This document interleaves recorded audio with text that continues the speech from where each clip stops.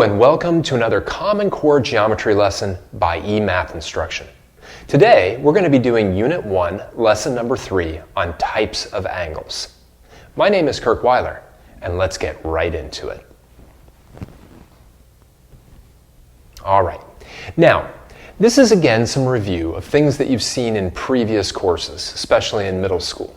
But there's many different types of angles. Okay, remember what an angle is simply two rays that have been connected at their starting points.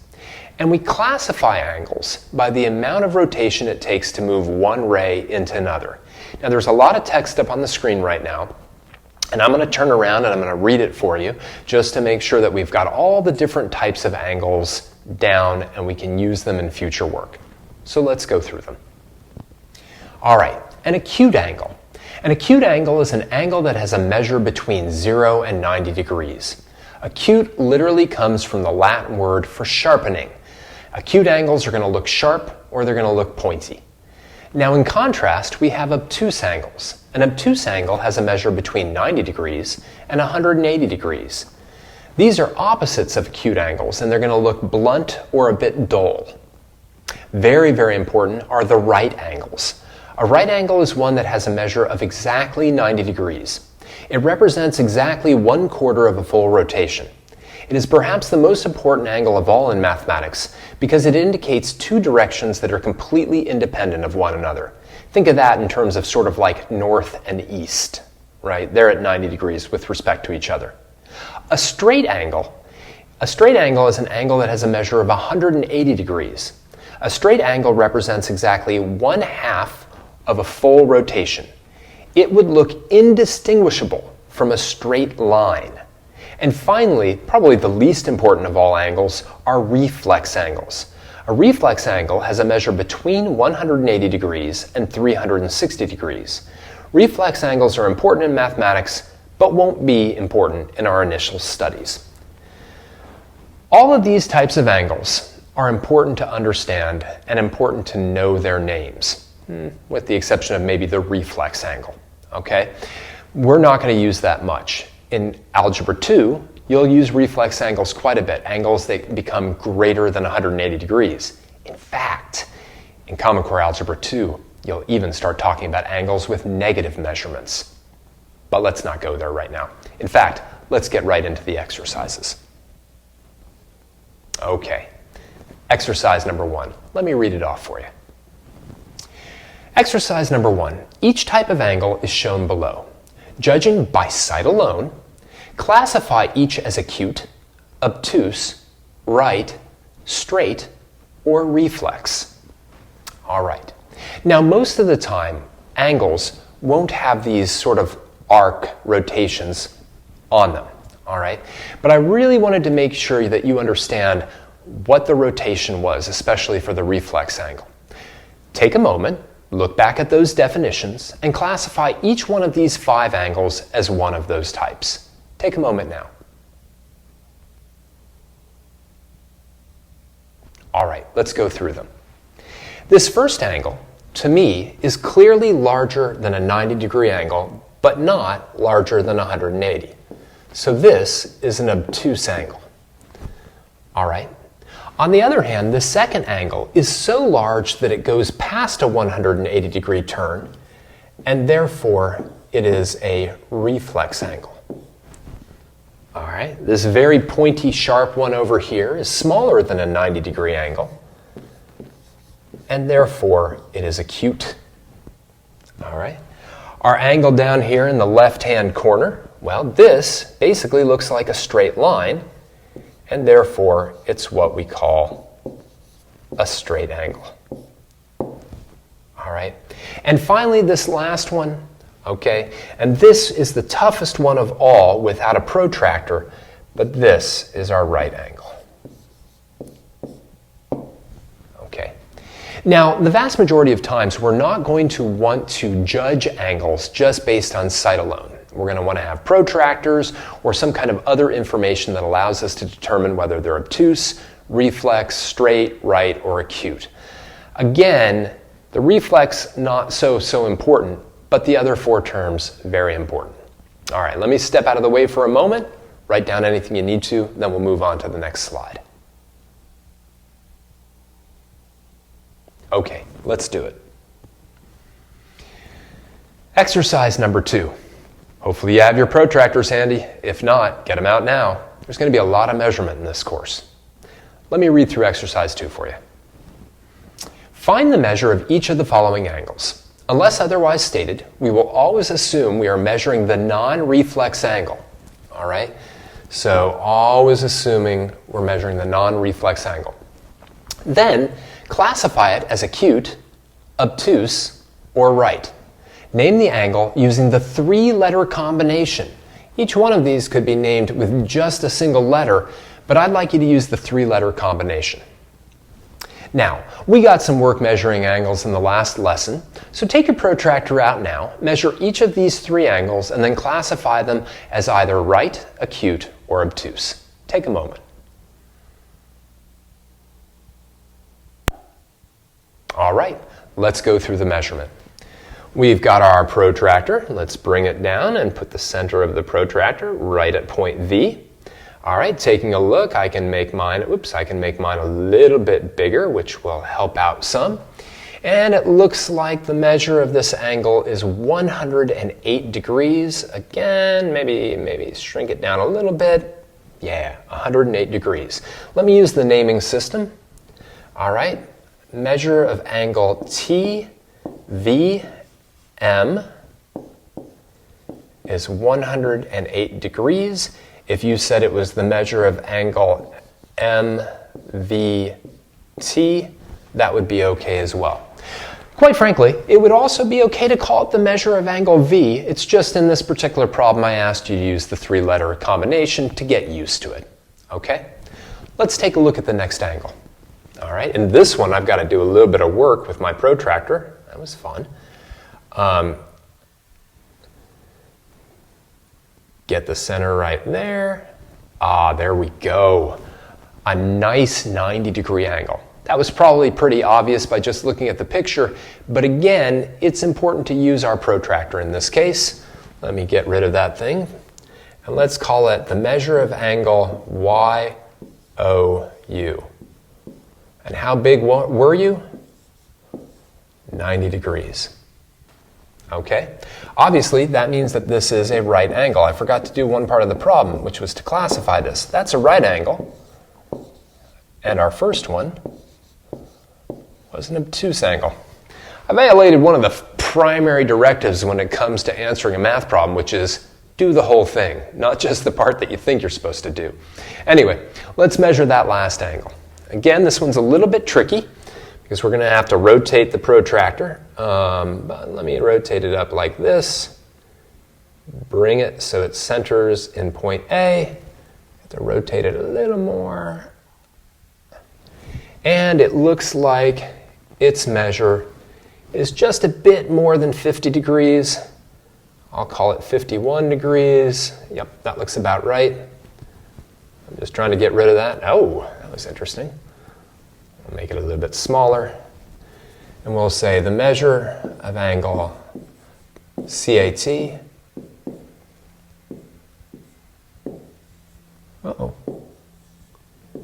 is 51 degrees. And that makes it acute.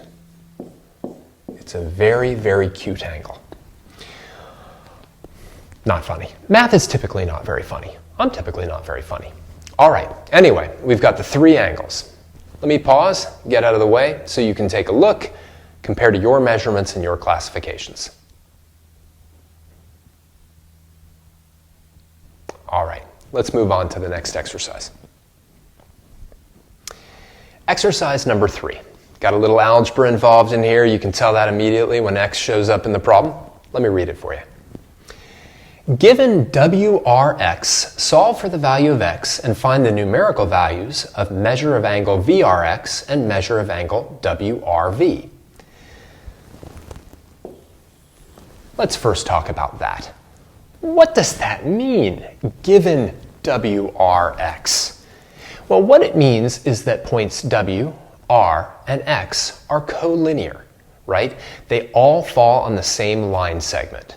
Okay, that's what that given means. If you ever see more than 2 points with a line segment or a line symbol itself over it, what it means is that all those points are collinear. Why is that important in this problem?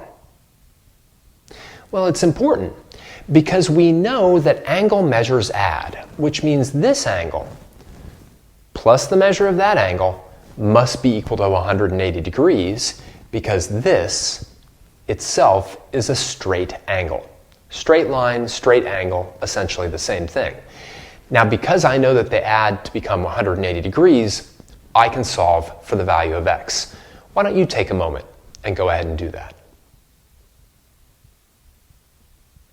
All right, let's go through the algebra. Simple enough here.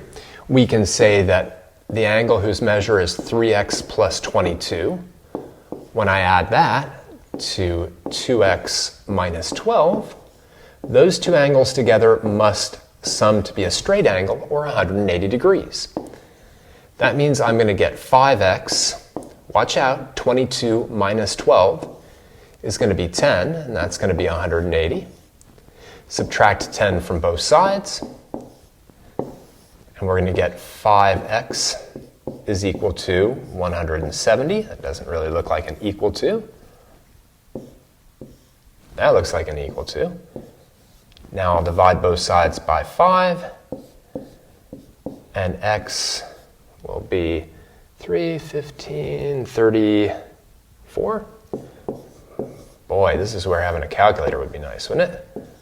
Let's see, 15, yeah, 20, and 4. So x is 34.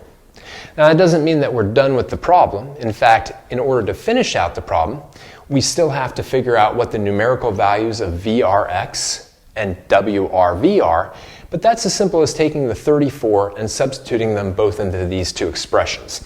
In fact, let's figure out what the measure of angle, let's see, vrx is. The measure of angle vrx, right, it's going to be this measure, is 2x minus 12, which will be 2 times 34 minus 12, or 68 minus 12, which is 56 degrees, right?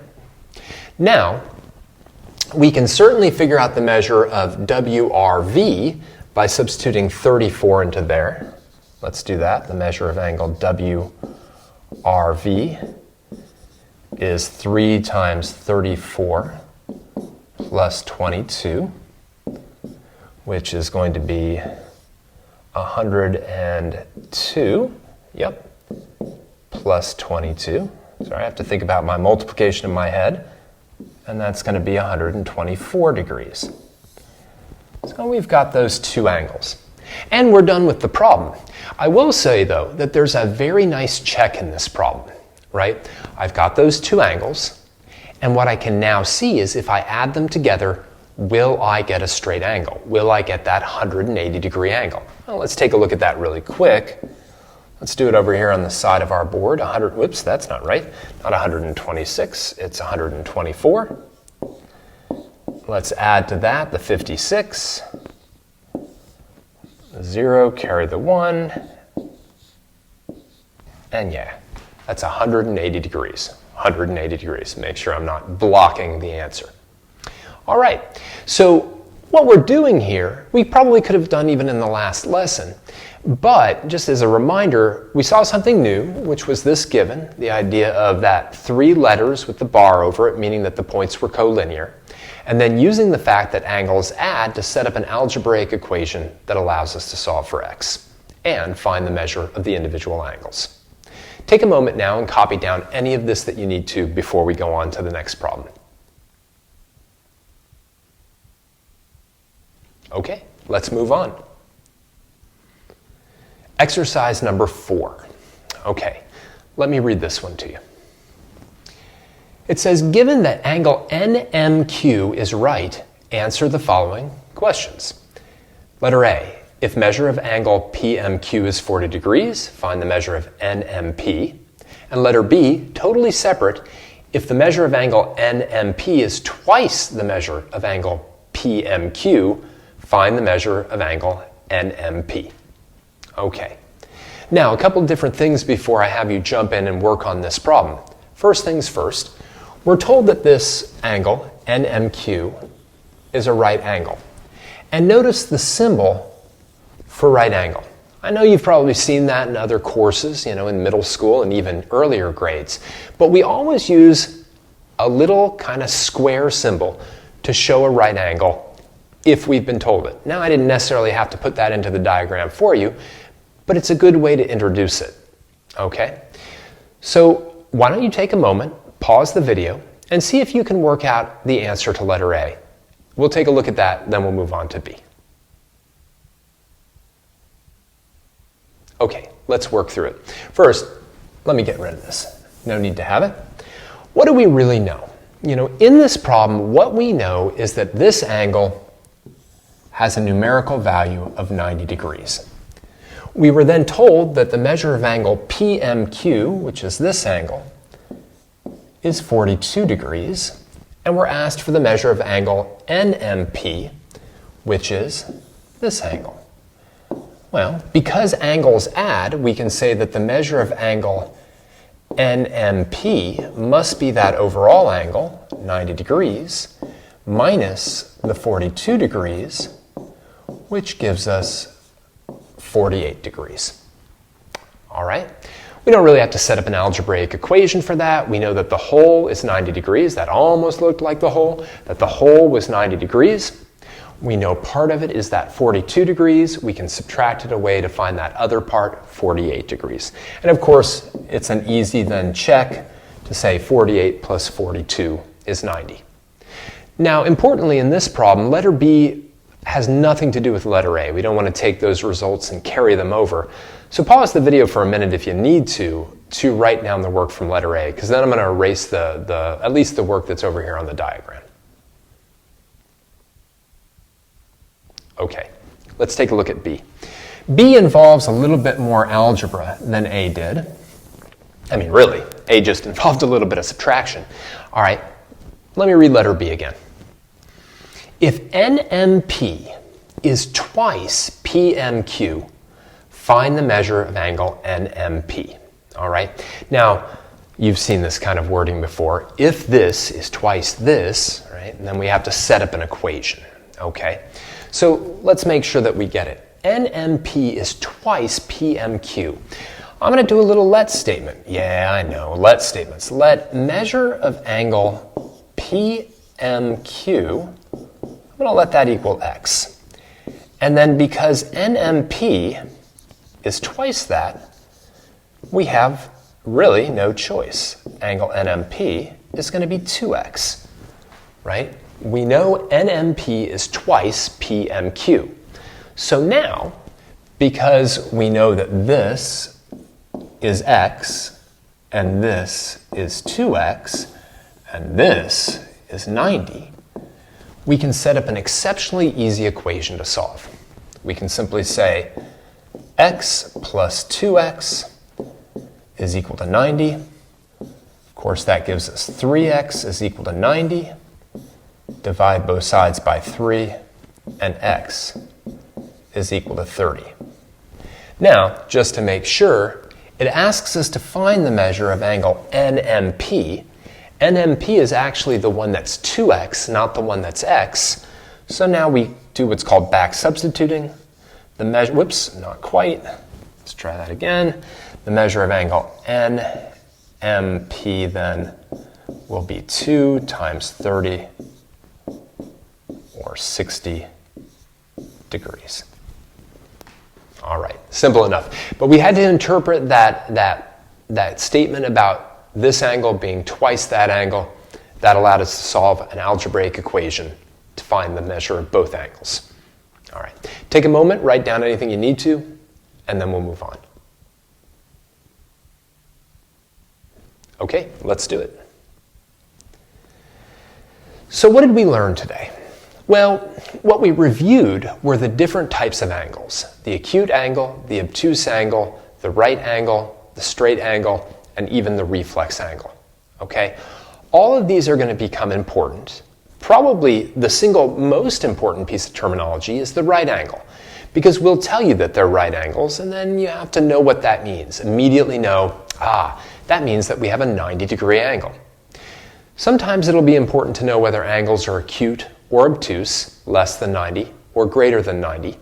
And sometimes we'll need to know that angles add up to form straight angles, to form 180-degree rotations.